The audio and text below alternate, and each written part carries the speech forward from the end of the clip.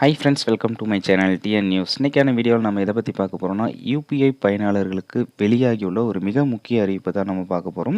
So அதுக்கு முன்னாடி நம்மளுடைய சேனலை நீங்கள் சப்ஸ்கிரைப் பண்ணல அப்படின்னா சப்ஸ்கிரைப் பண்ணிங்க. இந்த ஒரு வீடியோவை ஸ்கிப் பண்ணாமல் பாருங்கள். வாங்க ஃப்ரெண்ட்ஸ், வீடியோக்குள்ளே போகலாம்.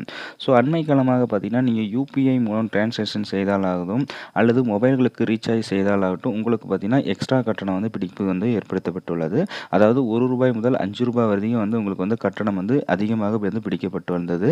ஸோ இந்த ஒரு சூழ்நிலை தான் பார்த்தீங்கன்னா, தற்போது கூகுள் பே அண்மையில் அறிவித்துள்ள அறிவிப்பில் என்ன சொல்லியிருக்காங்க அப்படின்னு பார்த்தீங்கன்னா, அதாவது ஏடிஎம் கார்டு மூலம் ஜிபேயில் நீங்கள் மின் கட்டணமோ அல்லது கேஸ் பில்லே நீங்கள் புக் பண்ணி அதை நீங்கள் வாங்குறீங்க அப்படின்னா, உங்களுக்கு எக்ஸ்ட்ரா சார்ஜஸ் செய்யப்படும் அப்படின்ற மாதிரி சொல்லியிருக்காங்க. குறைஞ்சபட்சமாக 0.5%லேருந்து 1% வரையும் உங்களுக்கு பிடிப்பாங்க அப்படின்ற மாதிரி வித்தின் ஜிஎஸ்டி பிடிப்பாங்க அப்படின்ற மாதிரி சொல்லியிருக்காங்க. எக்ஸாம்பிள் பார்த்தீங்கன்னா, நீங்கள் ரூ. 100 உங்களுடைய கரண்ட் பில் வருது அப்படின்னு பார்த்தீங்கன்னா, உங்களுக்கு அதுலேருந்து 1% கணக்கு போட்டிங்கன்னா ரூ. 10. ஸோ ப்ளஸ் ஜிஎஸ்டி உங்களுக்கு ரூ. 5 வரும்.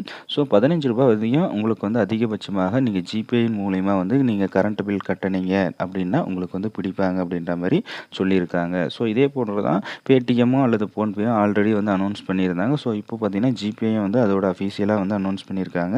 ஸோ இது எல்லாத்தையும் முடிஞ்ச அளவுக்கு அவாய்ட் பண்ணிவிட்டு நீங்கள் நேரடியாகவே பணம் மூலியமாகவே பரிவர்த்தனை செய்வது சிறந்த செயல் அப்படின்ற மாதிரி பல்வேறு தரப்பட்ட மக்கள் மத்தியில் கருத்துக்கள் கிடைத்துள்ளன. ஸோ இது போன்ற அடுத்தடுத்த பயனுள்ள தகவல்கள்லாம் தெரிஞ்சுக்க நினச்சிங்க அப்படின்னா நம்மளுடைய சேனலை சப்ஸ்கிரைப் பண்ணாதீங்க, சப்ஸ்கிரைப் பண்ணிங்க. இந்த ஒரு வீடியோவை மறக்காமல் ஷேர் பண்ணிக்கங்க, லைக் பண்ணிங்க. Thank you friends.